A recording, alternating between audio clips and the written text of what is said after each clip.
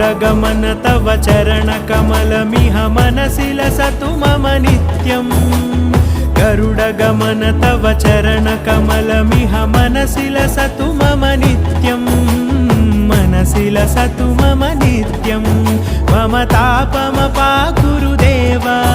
मम पापमपाकुरु देवा मम तापमपाकुरु देवा मम पापमपाकुरु देवा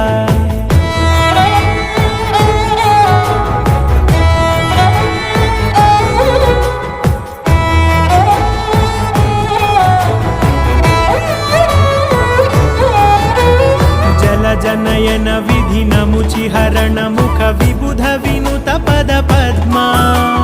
जल जनयन विधि नमुचिहरण मुख विबुध विनुत पद पद्मा विबुध विनुत पद पद्मा।